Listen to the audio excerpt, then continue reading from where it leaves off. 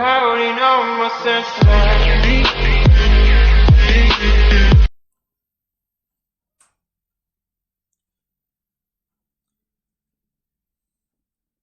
Describes the two-stroke diesel cycle.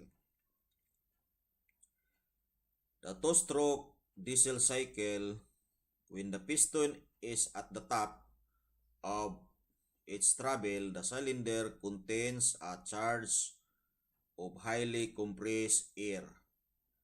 Diesel fuel is sprayed into the cylinder by the injector and immediately ignites because of the heat and pressure inside the cylinder, or the heat of compression. This is the compression stroke. Now we will distinguish the two-stroke and four-stroke engine. In the two-stroke engine, in terms of operation, the two-stroke engine rotates, the crankshaft rotates 1 revolution is equal to 1 power cycle. So look at this. If you notice this one, in 1 revolution, the 1 cycle is completed. You see, there is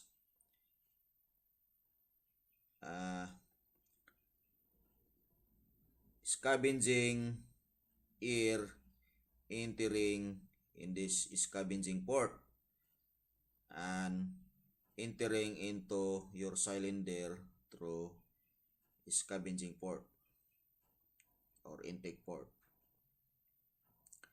Now when the piston is travel going up, there is a compression occur here inside the cylinder, followed by the spray of atomized fuel, and therefore the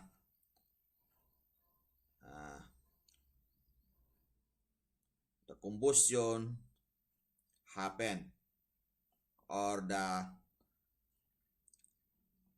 followed by the power stroke. So when there is a power stroke here, the piston is being forced downward so that the crankshaft will rotate. So after completing the combustion process, the exhaust valve here in the exhaust port here will open and the exhaust will flow all the way to the exhaust pipe going to atmosphere. So therefore, the two-stroke engine completing the 1 power cycle and 1 revolution of the crankshaft. So you can easily see how it happened, because there is a flow of air and there is a combustion, there is a spray of fuel, and there is a exhaust flowing going to exhaust port here. So in terms of construction, the two-stroke engine, as you can notice here, there is no intake valve like this. You cannot see intake valve here, but there is a scavenging port or intake port here,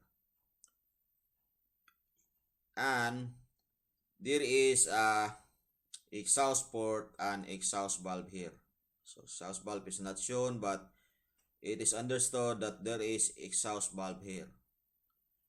So that is construction of the two-stroke engine or diesel engine. Now let us go to the four-stroke engine. Four-stroke engine. Wait a minute.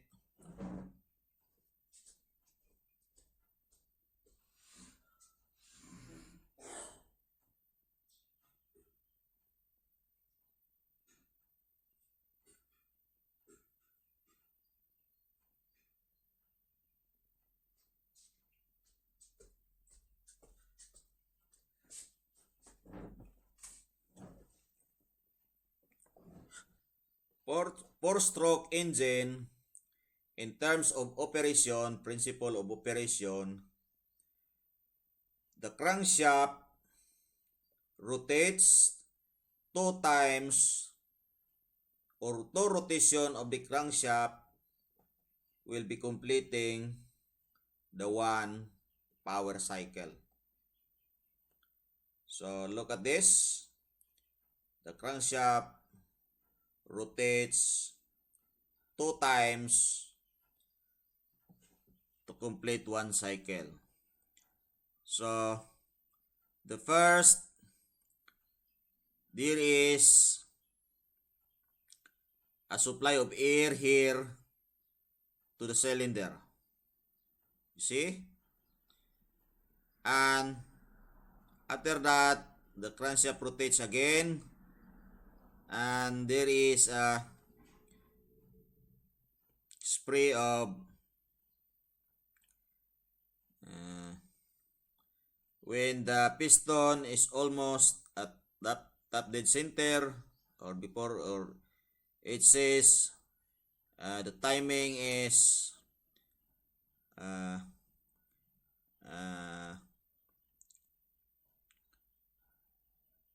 5 degrees before top dead center. The fuel here will spray, and then followed by the combustion, you see, and that is power stroke when the combustion occur.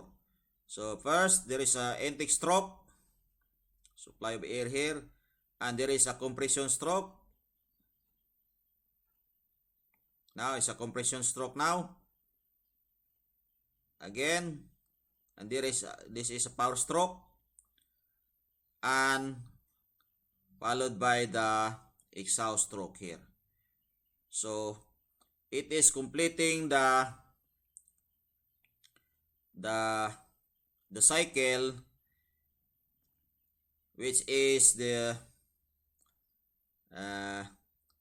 intake. Now is intake,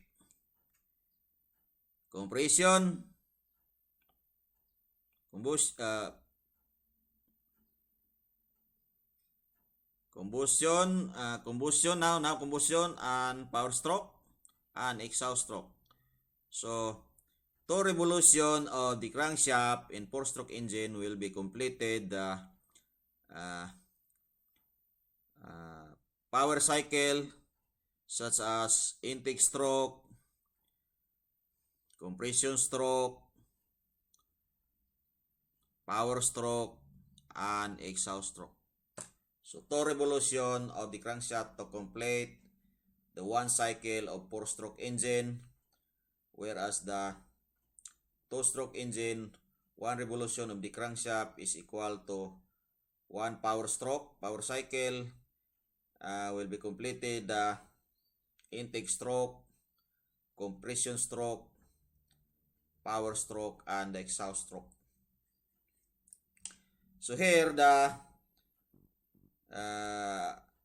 4-stroke engine, in terms of construction, you can see here that we can distinguish between the two, simply as that the 4-stroke engine, there is a intake valve and there is a exhaust valve, and there is intake valve but there is no scavenging port. So the scavenging port is here in the cylinder at the bottom part, almost the bottom. But here there is no, in the cylinder there is no scavenging port, but there is intake valve. So there is also exhaust valve to for the exhaust to exit the exhaust gases. So there is intake valve and exhaust valve of the 4-stroke engine, while the 2-stroke engine there is no intake valve but there is scavenging port or intake port here, and there is a exhaust valve here. So that is the difference between the two in terms of construction. So let us go to the next. Describes the 4-stroke diesel cycle.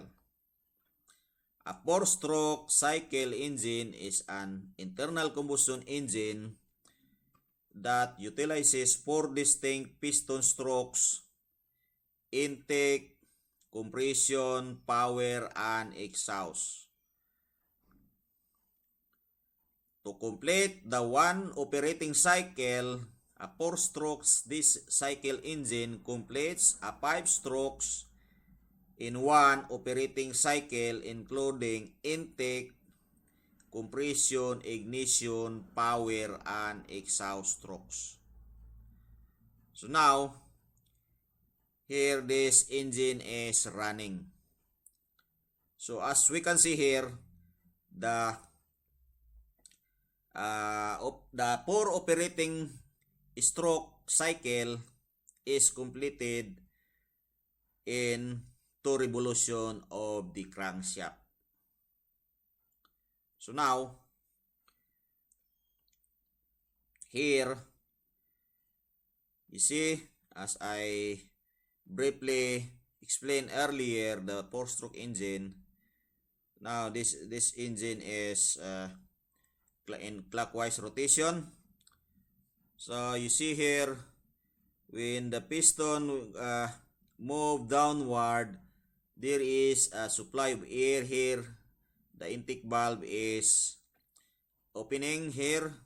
You see the air is supplying here, supplied from your turbocharger. Your turbocharger here is taking suction air and delivers to the engine cylinder. Now when the piston moving upward, there is a compression occur. Of course, the valve close, so compression occur, and there is in another rotation, the second rotation, there is a spray of, you see, spray of fuel here. When the piston is almost on the top dead center, which is 5 degrees, depend on the timing of the engine, fuel timing, injection pump timing, 5 degrees before top dead center. Both of the intake and exhaust valve are closed. There is a combustion happen. You see, combustion. Therefore, first this intake here, supplying air here, and the second is the compression here, compressing the air, and because of the heat of compression, there is a ignition happen because the spray of fuel here and the air, which is being ignited by the heat of compression, there is a power stroke occur, you see. So therefore the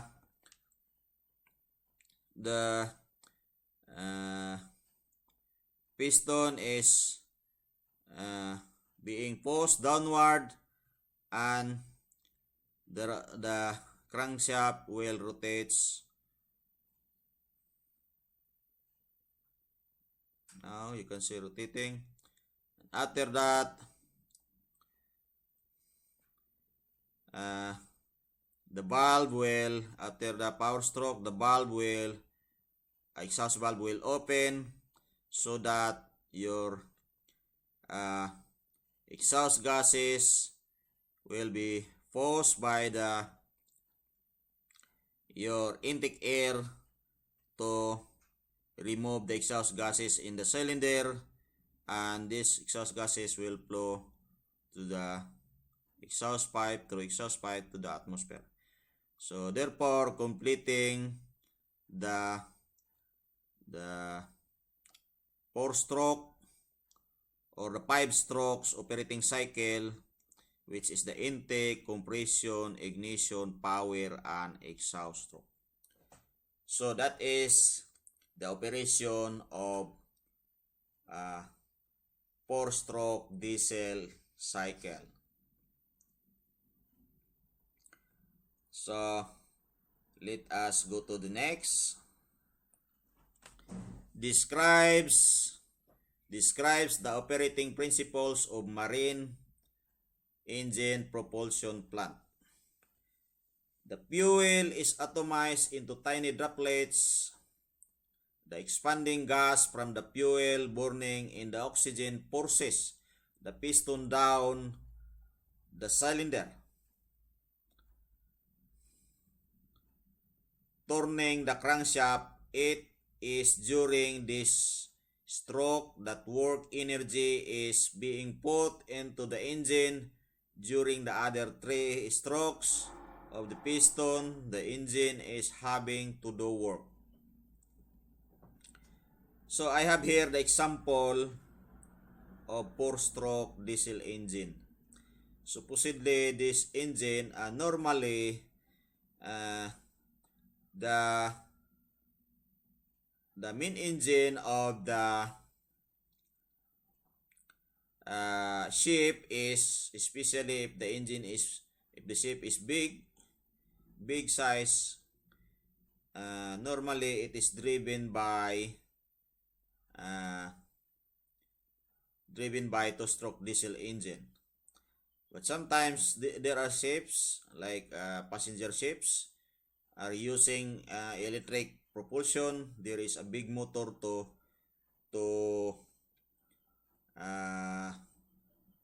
turn the propeller shaft or to turn the propeller of the ship. So there is the engine there is 4-stroke diesel engine, but there are many. When I was on board in the cruise ship, there are engines there, total of 6 engines to operate the generator or the alternator to supply power to the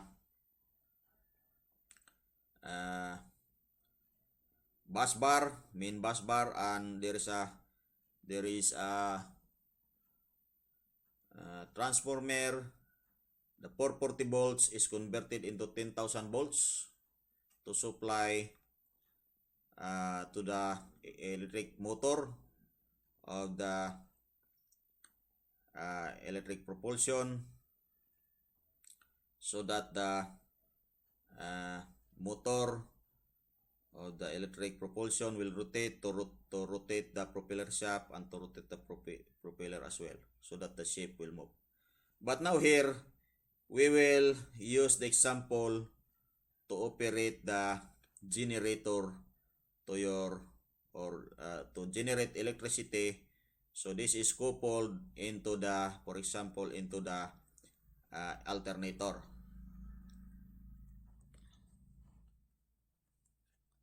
So describes the principle of marine diesel engine propulsion plant. For example, this is coupled to the generator.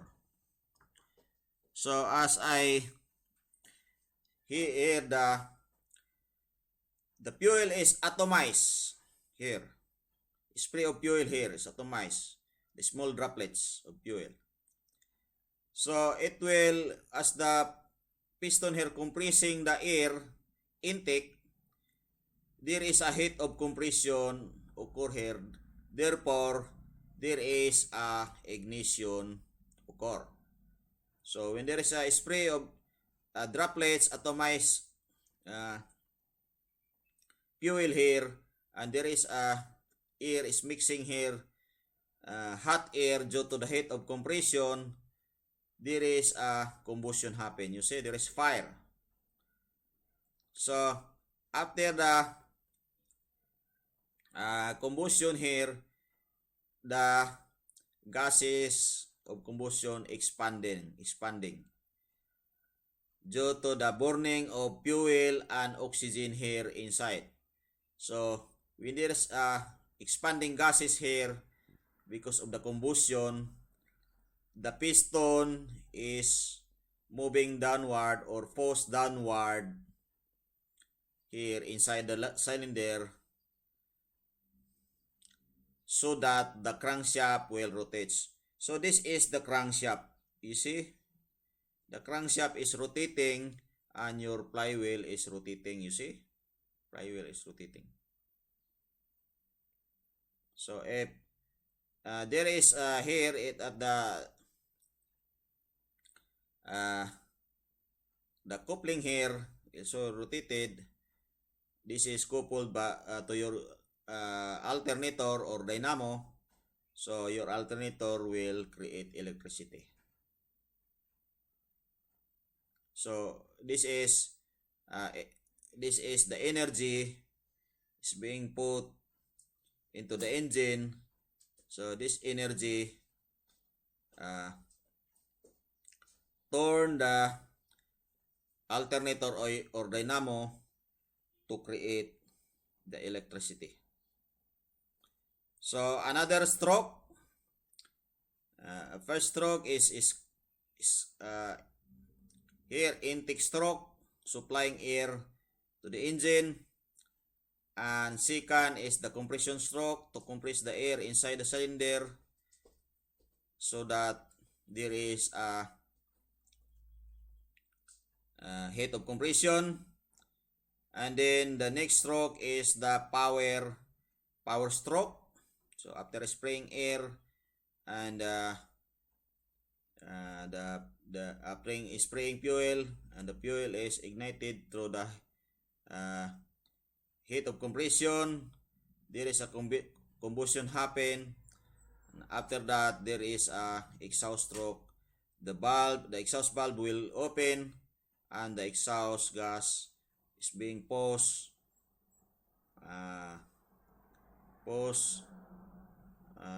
to your intake air here inside. The exhaust gas is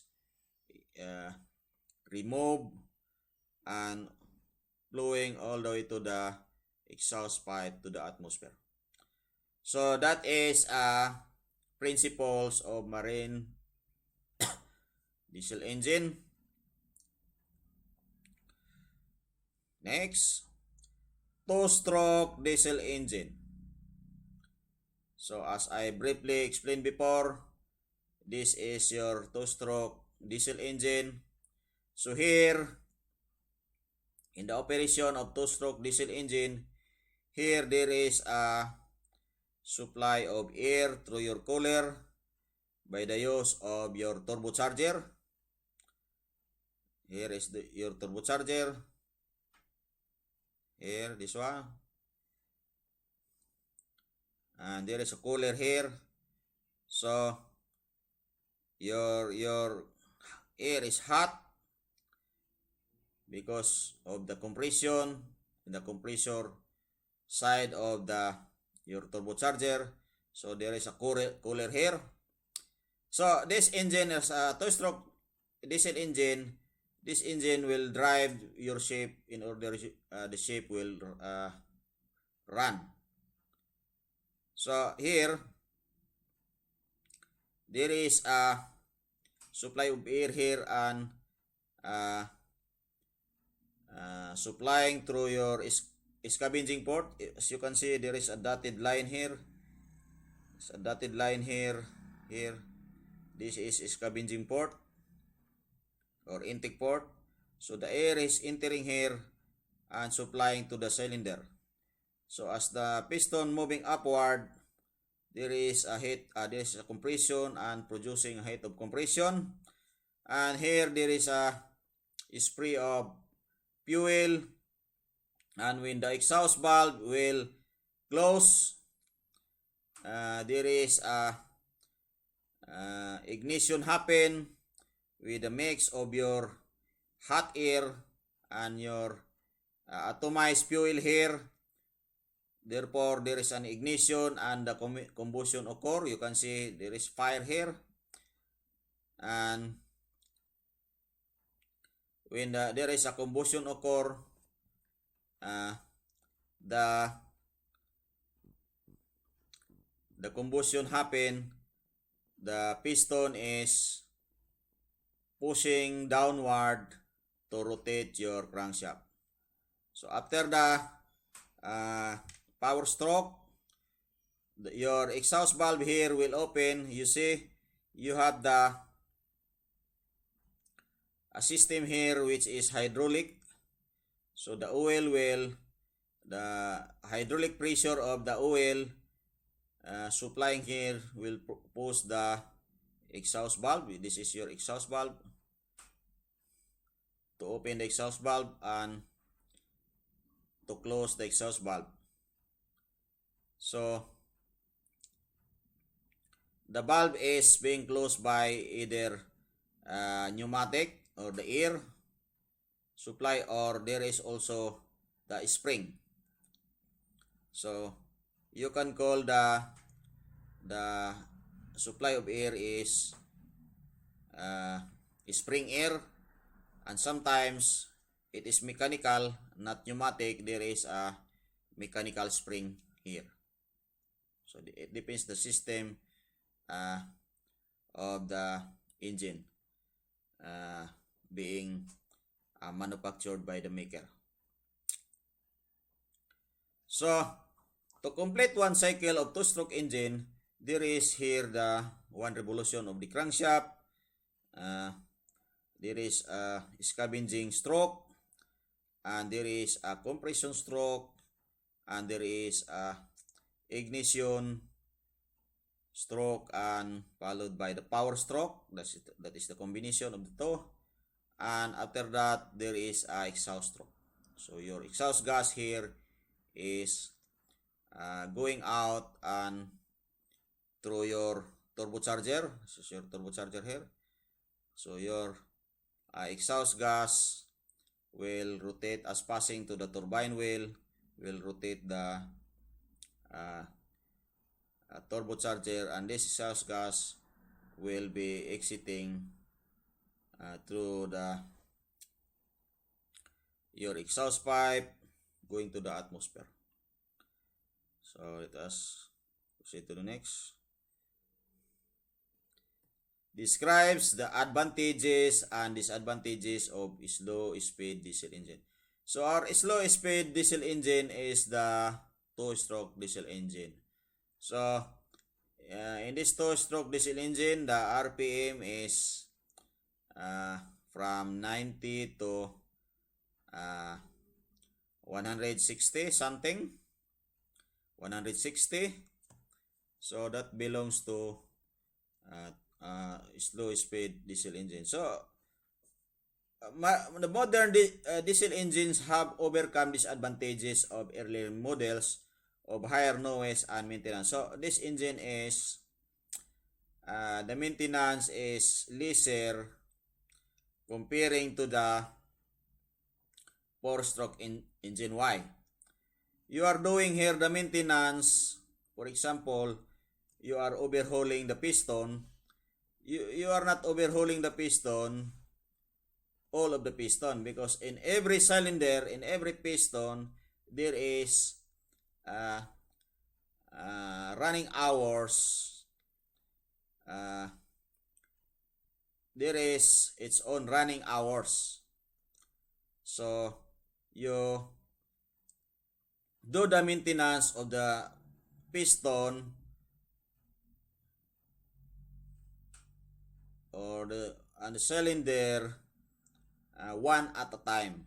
So, for example, the overhaul of the piston is 8,000 hours, or sometimes the company decide to reach into 12,000 hours if there is no trouble happen here. So leisure, the maintenance is leisure. While the four-stroke engine, when you are overhauling, especially general overhaul, you have to overhaul all cylinder. So that is in terms of the maintenance cost. Maintenance cost is what we call the higher maintenance cost compared to the two-stroke engine, which is the slow-speed engine. And this also overcomes the noise. The noise here is not higher noise compared to the four-stroke engine. The four-stroke engine is higher noise, and this one is the lower noise compared to four-stroke engine. So it's overcome this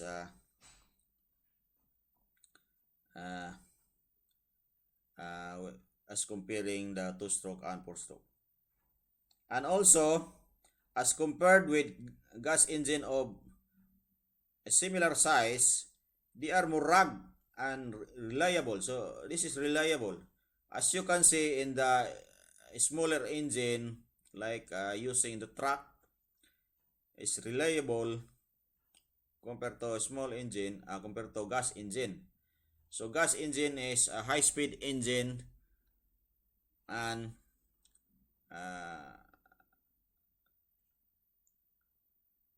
the diesel engine in the smaller size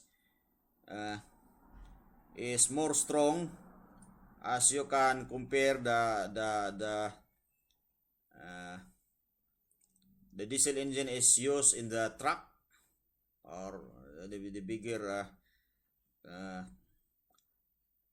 equipment, as you can see, running on the road. So the bigger equipment, the bigger vehicle is being used by the diesel engine, because the diesel engine is very reliable. But the gas engine is used in the small the car, because they are high speed. So this low speed engines overcomes the moderate maintenance cost, while the four-stroke engine have a higher maintenance cost compared to this slow speed engines, which is the two-stroke engine. See the next. Explain the cause of scavenging fires and how they are dealt with. Blow past of combustion products caused by leaky, sticky, or broken piston rings, worn out liner, faulty cylinder lubrication, or insufficient axial clearance of the piston rings, excessive cylinder lubrication, which is drained down to scavenging space.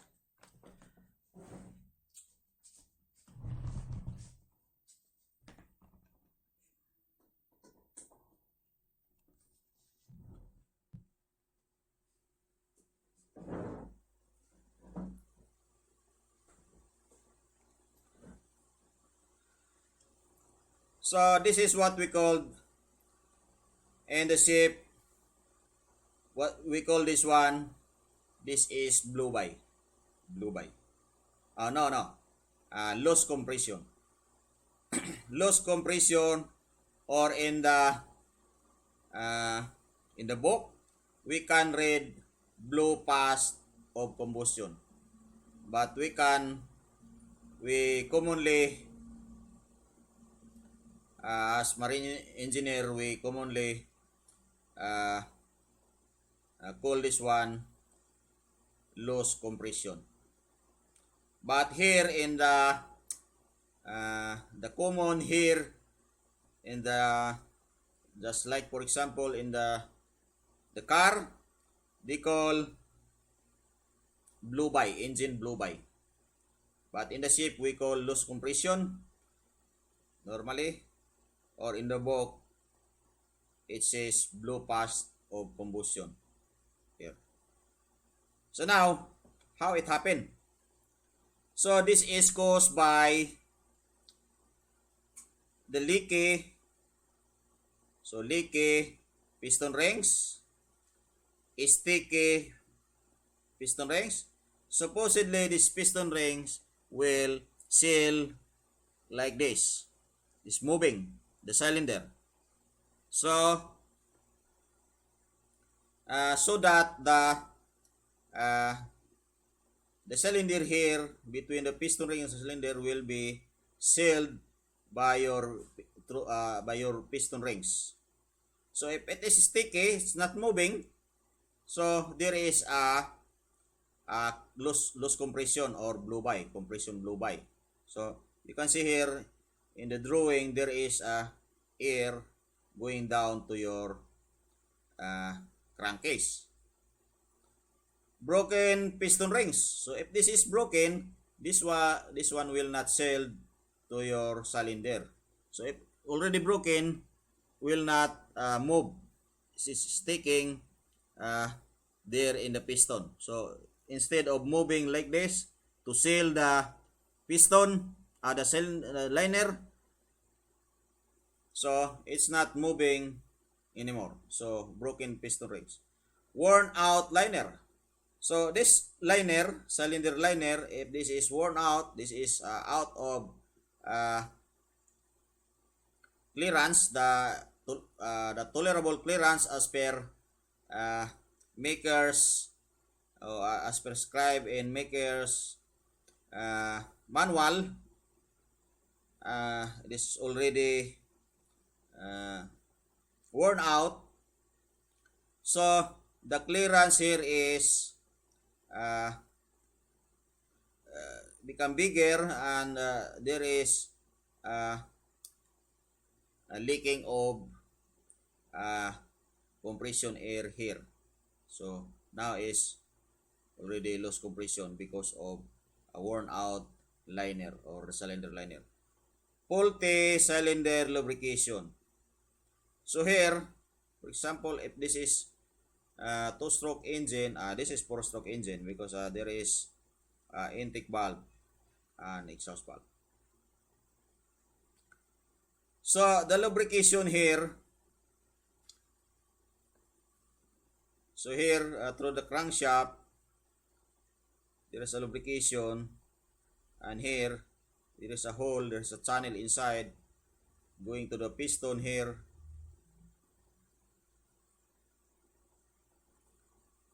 And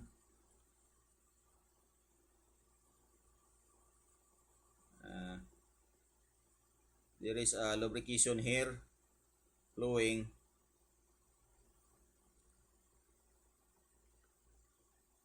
while the engine is running, and there's also is splashing the lubrication. So there is also the channel here in the here here there is a nozzle for the lubrication of the liner through your supplying to your lube oil pump. So the lubrication here in your piston pin will flow through the crankshaft here. There's channel here to lubricate your piston pin and through your bearing boss inside. And there is lubrication here, the nozzle, supplying lubrication to the liner.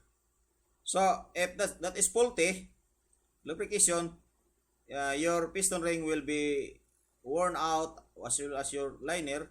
So there is now loss of compression because of worn out piston rings and the liner due to faulty cylinder lubrication, or insufficient axial clearance of the piston rings. So there is a axial clearance of this piston rings here. If insufficient axial clearance, this one cannot move like this. Supposedly this one is not original piston ring and not original liner. So the engineers, for example, made mistake here. The axial clearance of the piston rings to the liner is insufficient. It cannot move. This one is will stuck inside the groove because of insufficient axial clearance. So there is no effective seal here to your the compression. So that is resulting the loss compression, or else there is a excessive cylinder lubrication which is drained down the scavenging port. So here also, if there is excessive lubrication, so it says here in this explanation, this is a 2-stroke engine, but here this is 4-stroke. This is 4-stroke. But if this is 4-stroke engine, there is excessive lubrication here.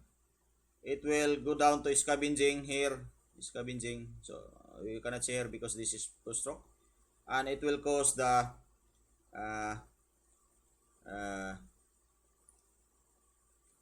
ignition, high temperature, and it will cause a scavenging fire.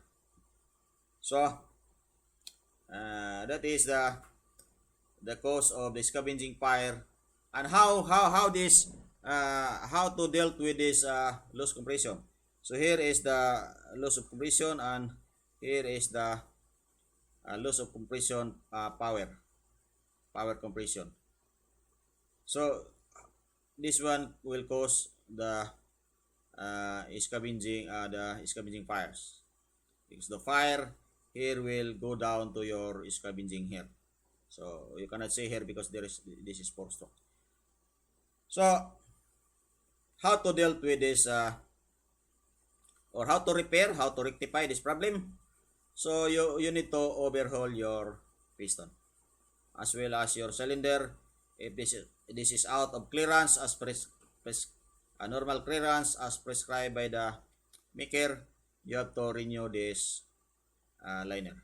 So you have to measure this one here, the wear down of your liner, and also you have to change with new piston rings, and also investigate the cause why this is wearing out. So it probably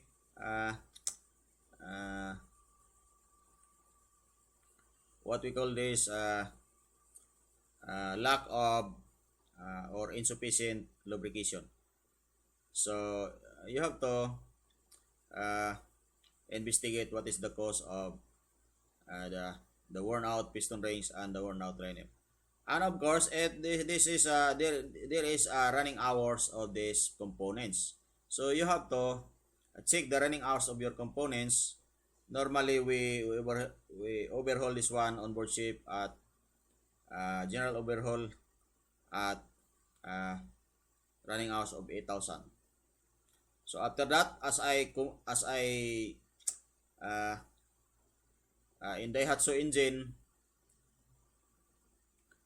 as I'm comparing to Yanmar, so Daihatsu engine after 8,000 hours should overhaul, because if not, for example, I replaced one Russian chief engineer, so he did not overhaul the Daihatsu engine drive by the alternator on board ship. A lot of the consumption of your lube oil is very much. So excessive lube oil consumption, because here there is already leaking here, and some of the lube oil will burn here because of the leaking here. So in Yanmar engine, as I'm comparing, it's very good lubrication here. This is free of sufficient lube oil here. So when I'm overhauling the engine, uh, the wear down is too small. It's too small. So it's much better.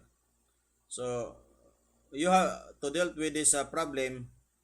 You have to overhaul your piston, renew piston ring, check your liner if it is good, in good clearance as per prescribed by the maker, and after that you overhaul this one. Your blow by or the loss of precision will be eliminated. Also investigate your lubrication if it is a good lubrication. So if this is two-stroke engine, you can run your alpha lubrication, or on other system if it is driven by the what you call this, I forgot already.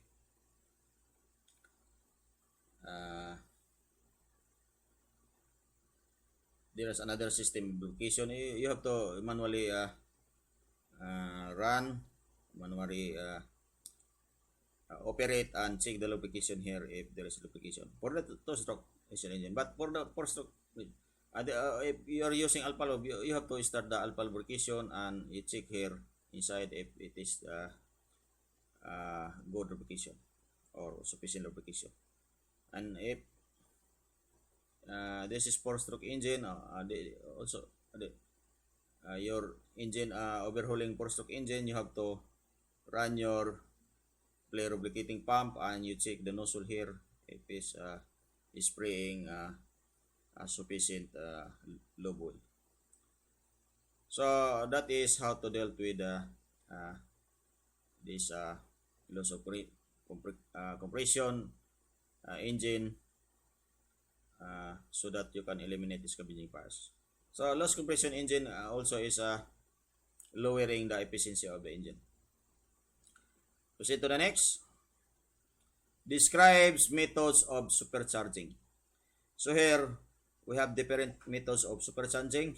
Now we have here root blower supercharger. There are three types of supercharger: roots, twin screw, and centrifugal. The main difference is how they move air to the intake manifold to the engine.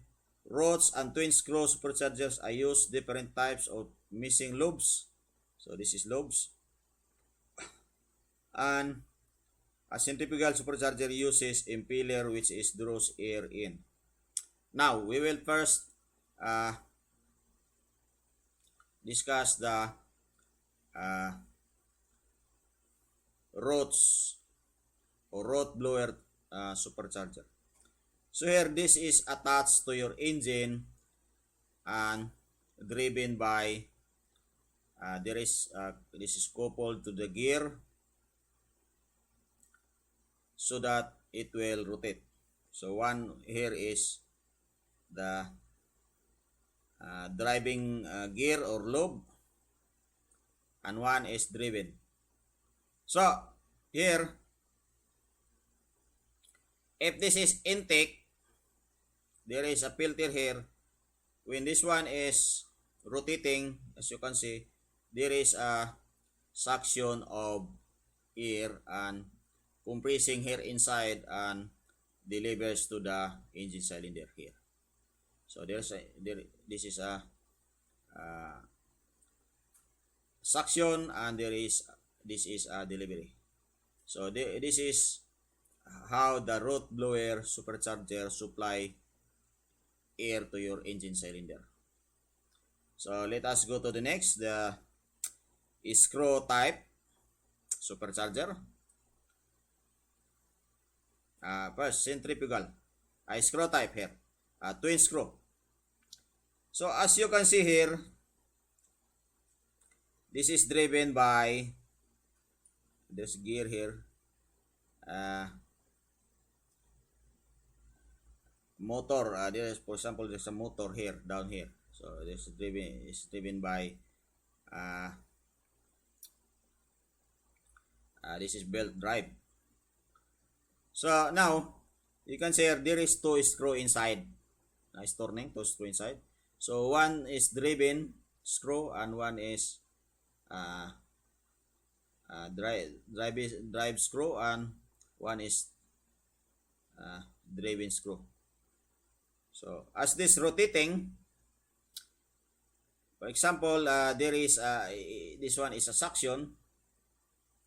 So it is also there is air suction air and compressing here inside, and for example, there is an outlet here. It's not shown where this, or here the other side, or here it is supplying air to the engine. So there's a suction here and there's a compression inside, and it delivers to the engine cylinder. So this is twin screw supercharger supplying air to your engine.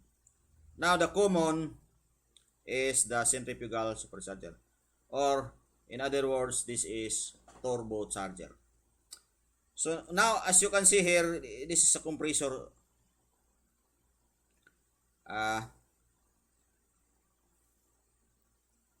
On the other side of the turbocharger here is the turbine side, wherein the exhaust gas is creating rotation of the turbine wheel so that this compressor will also rotate. So how it supply air to the engine? So as this turbine wheel at the opposite side is turning in high speed, this also turning in high speed, the compressor wheel, because this is connected in the same shaft, and there is a suction of air here, as you can see, and it delivers to the engine. This one is going to the engine. Going to the manifold, through manifold, and supplied to individual cylinders of your engine. So this is how the centrifugal turbocharger supplying air to your engine. So remember, we have here the different type of supercharger supplying air to the engine. We have Roth blower supercharger, we have twin screw supercharger, and we have centrifugal supercharger, which is the turbocharger of your engine. Next,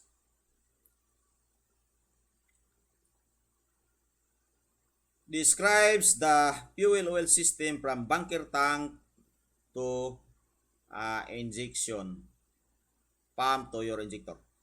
The fuel oil system for marine diesel engine can be considered in two parts: the supply and the fuel injection system. Fuel supply deals with the provision of fuel oil suitable for use with the injection system. So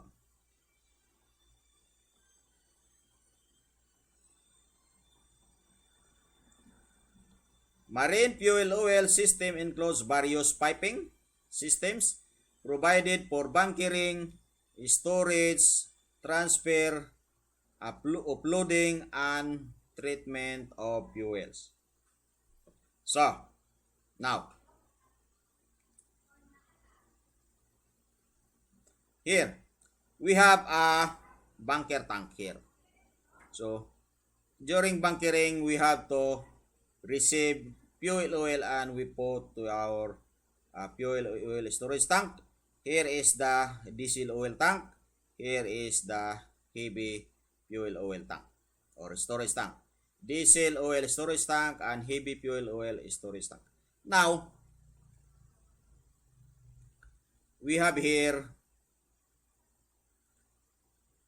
the heavy fuel oil settling tank, and we have here the diesel oil settling tank.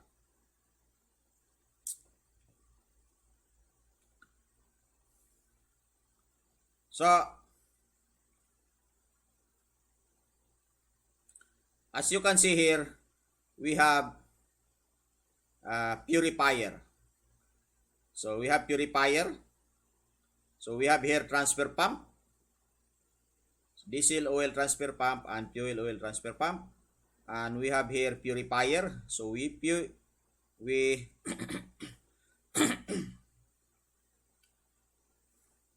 have here, we use fuel oil transfer pump to transfer fuel here to our settling tank. So we start this fuel oil transfer pump and we transfer here fuel oil to fuel oil settling tank. So here we have our purifier. We purify our fuel to this purifier, and this purifier delivers clean oil to our heavy fuel oil service tank here, or D tank. So this is centrifugal purifier, purify the fuel oil from our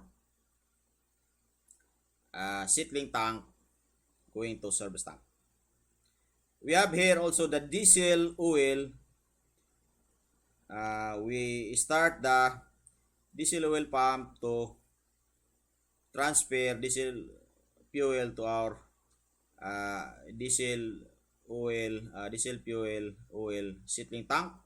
And we have here the purifier, centrifugal purifier, taking suction here from our diesel oil settling tank, and our purifier delivers clean diesel oil to our diesel fuel oil service tank. So here we have the three-way valve here. We have the suction here in our service tank, and we have here the filter. So we have here our supply pump to the engine. So our supply pump is taking suction. For example, we are using diesel fuel, or we are using heavy fuel oil. So our supply pump taking suction. So this supply pump is always two. One is standby and one is in operation, or one is running, so that you can do the maintenance and you have also the spare, or you have the standby pump. So when your supply pumps is running, there is this will supply fuel to your deaerating tank or the mixing tank, and from your mixing tank there is a supply. So I will not there's valve here, there's a plenty of valve, no, but I will not discuss this one. This is understood. This is valve. You can, all of this valve, you can this is stop valve. You can stop the flow or allow the flow of the fluid or the liquid fuel. So there is a flow meter here. So if you bypass the flow meter, you can open the bypass valve. If you use the flow meter, you close the bypass valve and open the inlet and outlet to your flow meter. So there is so you should open this valve suction. There is a booster pump here, or the circulating pump.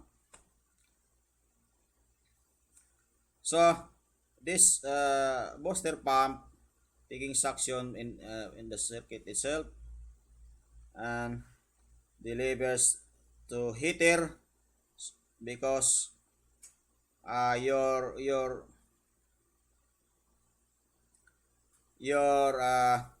for example, you're using heavy fuel oil in the settling tank. This is 80 to 90 degrees centigrade temperature of fuel. So you need to the engine, you need the temperature of fuel to properly atomize, or easily burn. You need 125 to 135 degrees Celsius temperature there. So you need to pass this fuel oil to the heater to reduce the viscosity. And here there is a viscosity regulator or visco detector, so that you can easily this one automatically supply steam to heat the proper temperature to supply to the engine. So this will give the control the steam supply, valve controller, which is the PID controller, either electrically operated or pneumatically operated. So it delivers here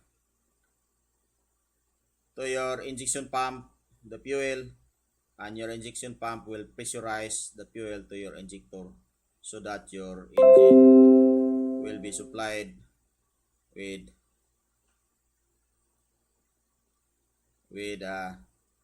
atomized fuel. So that is how the fuel is being supplied to your engine. So first we have the supply or the provision of supply of fuel by way of bunkering, and second we have the fuel oil system to our engine. Let us go into the next. Describes the lubrication system. A lubrication system is a means whereby a material is placed between two rubbing surfaces to alleviate friction and therefore wear. To help stop this wear, a substance called a lubricant is put in between the surfaces to carry or to help carry the load. The lubricant is mostly commonly an oil or a grease. So here I give you the illustration of the marine two-stroke lubrication, two-stroke engine lubrication system. So this is how it looks. So we have here the engine Sulzer Wärtsilä engine, and we have here MAN B&W engine. So in Sulzer Wärtsilä engine, so we are talking now the lubrication. So we have here the a flow of lubrication. So we have a supply of, we have a low oil pump, but it is not shown here, but your low oil pump is supplying lubrication here. So for example, we have here the inlet of our main bearings. So the lubrication here is flowing to your main bearing. So as the here the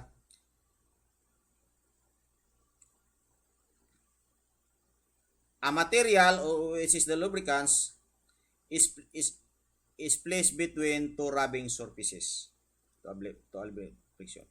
So this is two rubbing surfaces. So here there is a bearing and there is a crankshaft or a journal.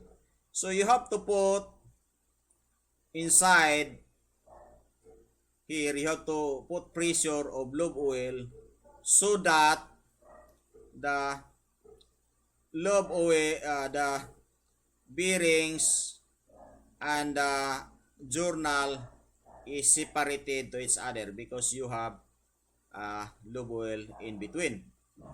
So this is a two rubbing surfaces, the bearings and the journal, but you have to remove the friction here by means of the lubrication. So there is a question here.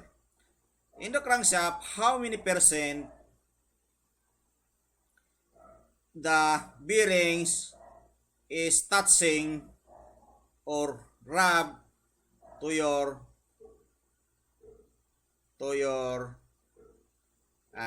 journal. So how many percent the bearings touching or rub to your journal? How many percent? So the correct answer there is 0 or nothing, because you have oil wedge here in between. That is the purpose of our lubrication. Because if there is no lubrication here,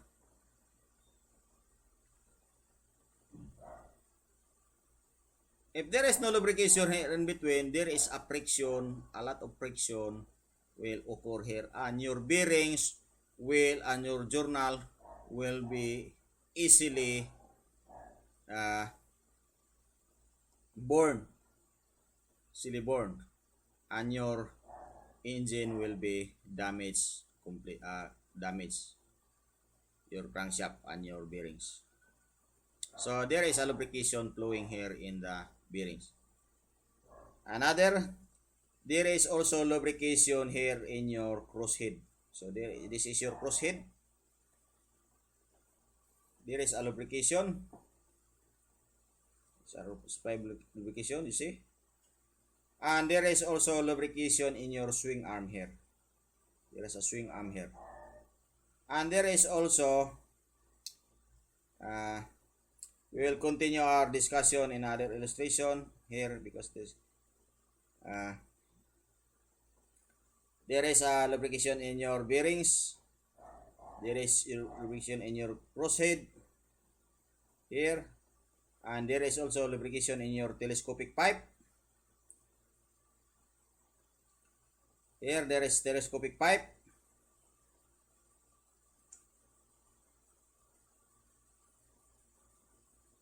And there is also lubrication in your turbocharger. This is your telescopic pipe here, this one. This is telescopic pipe.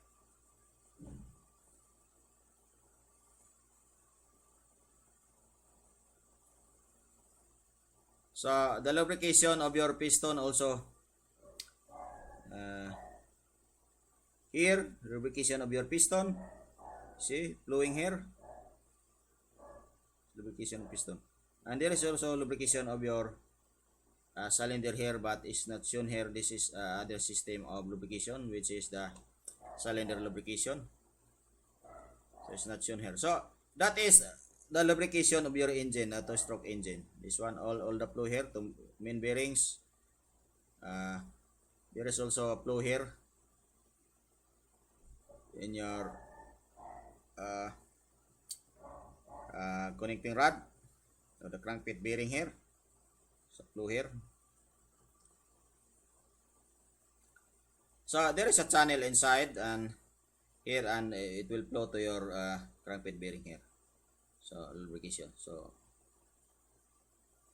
to your piston here, or here to the bearings, and there's a channel here, and it will lubricate your in the MAN B&W through your main bearings. To lubricate your crankpit bearings, it will pass first to your main bearings and here, and the Sulzer or Wärtsilä engine, it will pass through your it probably also pass here, the same, to your crankpit main bearing and to your crankpit bearing. So that is the lubrication of marine two-stroke diesel engine lubrication. So we use this lubrication in order to alleviate the, or in order to remove the friction, so that your engine will not be damaged. Next. So this is your lubrication in the diagram of your lubrication. So we have here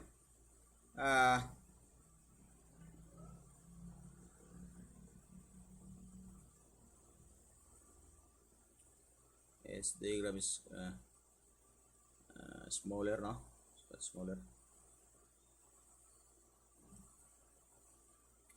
So we have here the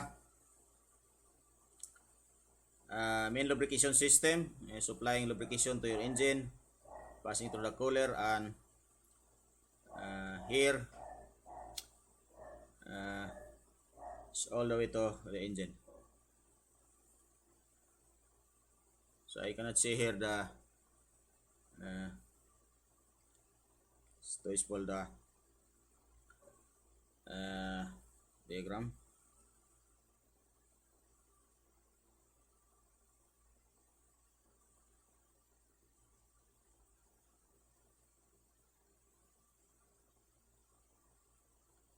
So we have the cooler, we have also the for our camshaft, supplying the camshaft.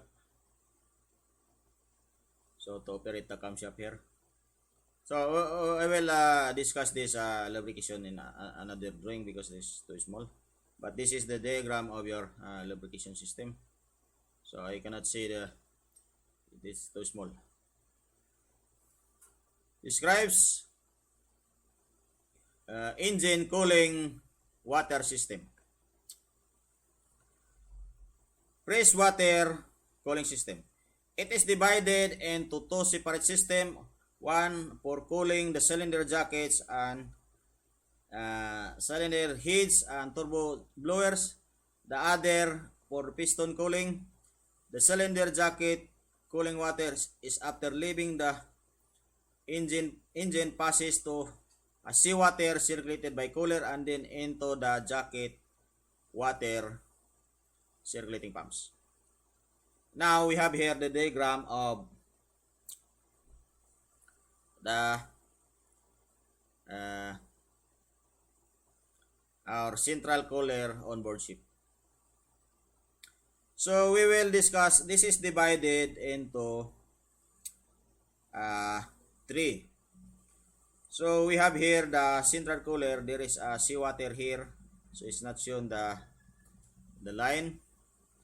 And we have here the high temperature press water to cool your engine. And we have here the low temperature press water to cool your high temperature press water here in jacket water cooler, to cool your low boil cooler, and to cool your air, which is scavenging air cooler here. So we have here also the auxiliary engine connected. So this auxiliary engine, the cooling water here will preheat your cooling water in your main engine when your ship is in port.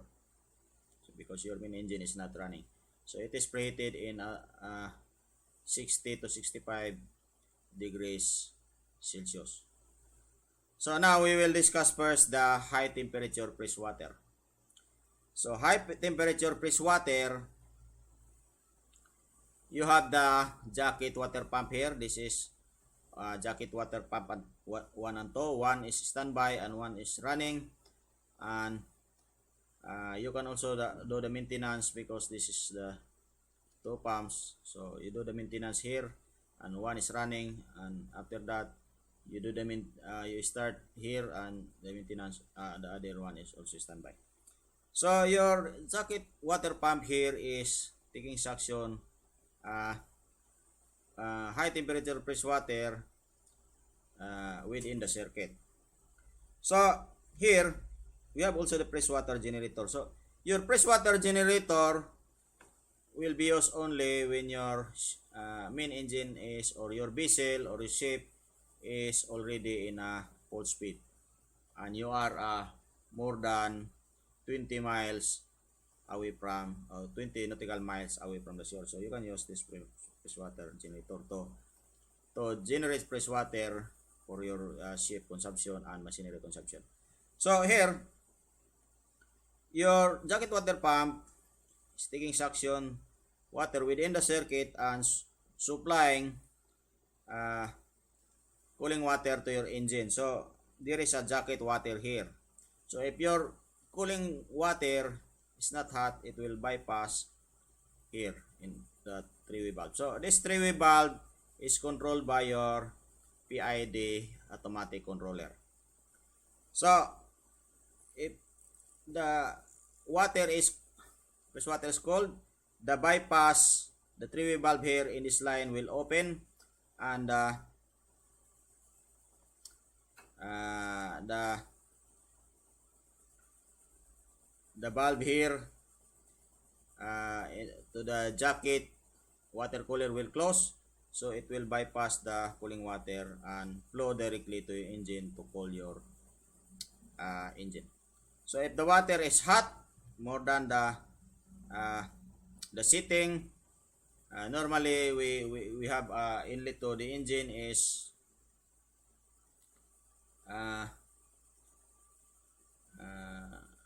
65 to 70 degrees Celsius.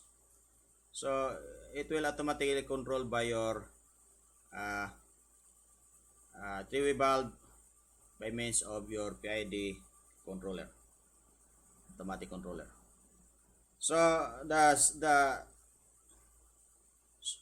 inlet of the cooling water to your engine will continuously flow here, and the heat of your engine will be transferred or absorbed by the your cooling water here inside the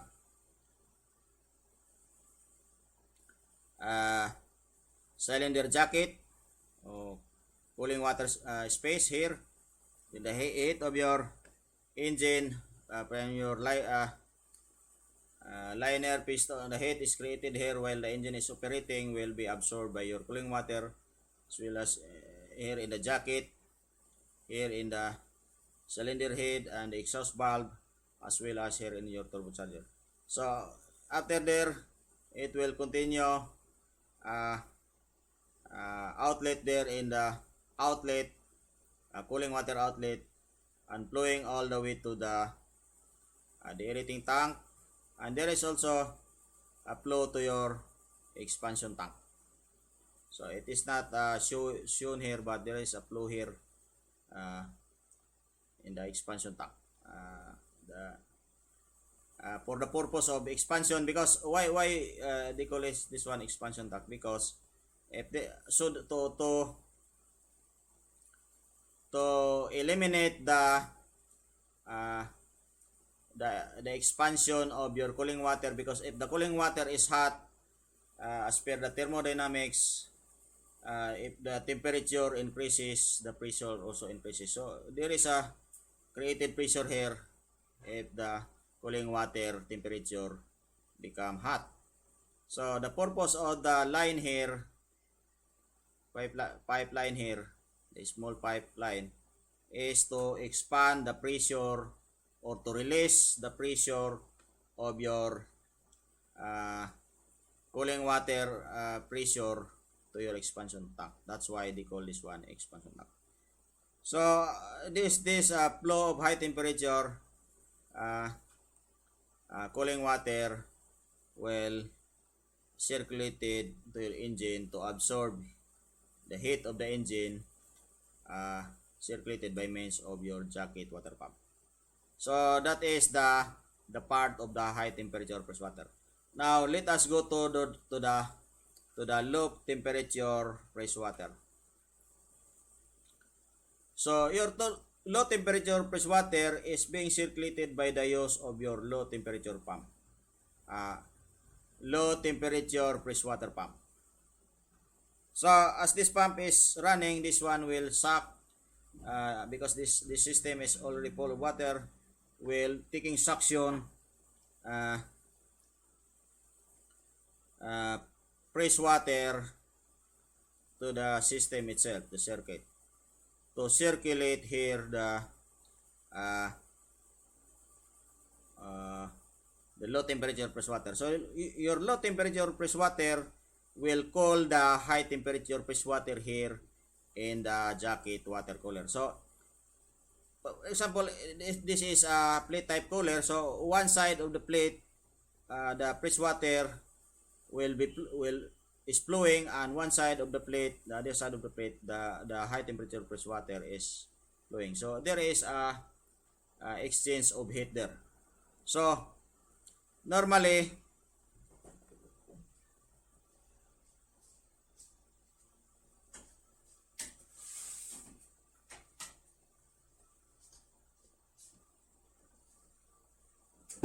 the transfer of heat here, we have the transfer of heat. Types of heat transfer is radiation, conduction, and convection. So here you have here both heat transfer is conduction and convection. Why? Conduction, because in the other side of the plates there is cold water flowing, which is low temperature plus water, and the other side of the plates is hot water is flowing. So when the cold water is flowing here on the other side of the plates will be cold. So the flowing of the hot water here, the temperature of hot water will be absorbed. So it is, if the hot water here will be absorbed to the cold water, because the transfer of heat is from hot to cold, so this is called convection. So this is the combination of the heat transfer, the conduction, and the convection. Because the conduction, because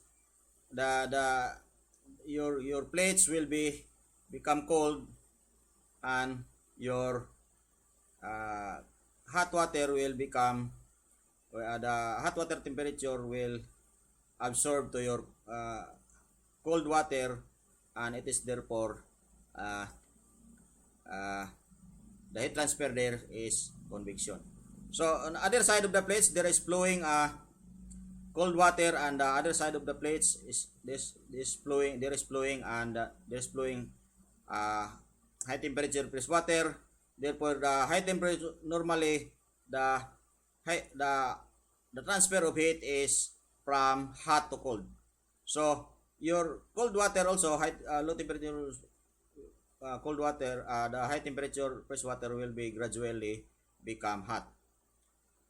So here also is the same, the low boil cooler. Your low boil cooler is being the temperature of your low boil cooler will rise, so it is being cooled to your low boil cooler on other side of the plates. For example, if this is split type, now we will make the example. This is low tube type. So in the tube, inside the tube, there is flowing the low temperature press water, and outside the tube there is flowing low boil from your engine, and the transfer of heat there, the hot temperature of your low boil will be absorbed to your low temperature press water. So the same principle here. So from hot, the transfer of heat is from hot to cold. So it is a combination of the conduction and the convection heat transfer here, because your tube seat inside will be cooled by this low temperature press water, and your low boil temperature will be absorbed. So your low boil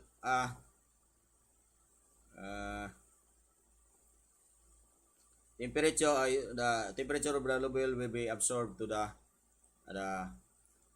temperature, the low temperature press water. Therefore it is called convection. So here, the same here, scavenging air cooler. So this is scavenging, this supply air to your engine. So when the air is being compressed to the compressor side of your turbocharger, it is hot. It is around 120 degrees Celsius. So we don't want that. We need here supply air here in our scavenging around 40 degrees Celsius, because in every 1 degree of your scavenging air temperature will be the result of your exhaust temperature there in 1 degree will result in 10 degrees Celsius. So we don't want high temperature and our scavenging supply air, because we cannot run our engine because of high exhaust temperature. We cannot run. We cannot efficiently run our engine. So we need only 40 degrees Celsius here. That's why we have here the scavenging air cooler. Remember, in 1 degree of your degree Celsius in your intake supply air in your cylinder, it will create 10 degrees Celsius increase in your exhaust temperature. So that is a big impact on your engine, because you cannot run in a abnormal exhaust temperature your engine. You cannot run efficiently. So, and there is no power if you have high temperature, because you cannot increase your throttle to increase more power. So your air here is being cooled by your air cooler, scavenging air cooler, by means of low temperature press water. So that is the use of your low temperature press water. So we have already discussed the high temperature press water, and we have already discussed the low temperature press water. So your low temperature press water will cool the high temperature press water, and you will cool the low boil of your engine, and will cool the air of your engine, supply air to your engine. So now there is because this is central cooler, there is flowing in this cooler seawater, but it's not shown here the light. So your low temperature press water is being cooled by your central cooler, which is supplied with seawater here. So as they circulated through the system, your press water cooler, low temperature press water, there is in the other side of the plates here, for example, this is split type cooler or the tube type cooler. We see now the plate type cooler, and other side of the plate type cooler, the plates, there is passing the inlet of the seawater and circulated here and going out also the seawater going to overboard. On the other side of the plates, it is also flowing the low temperature press water. Therefore, there is an absorption of heat. There is a transfer of heat from hot to cold, because your low temperature press water is gradually become hot because of the uses here to cool down the high temperature press water, the low boil, and the scavenging air. So this low temperature press water is being cooled by seawater to the central cooler.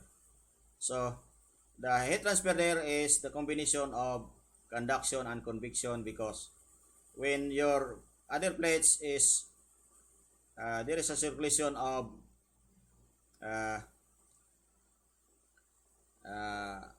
low temperature press water here, this already hot, and other side there is a circulation of other side of the plates, there is a circulation of the seawater. So your low temperature press water, the temperature is being absorbed by the seawater because the seawater is cold. So the temperature of the low temperature press water will transfer from hot to cold. to your seawater. Therefore, there is a heat transfer there, the conduction and the convection. So while the engine is running, this is continuously this fresh water here is continuously flowing to run the system.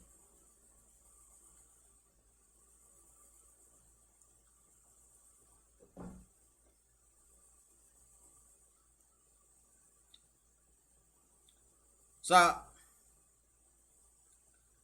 will just stop the recording now.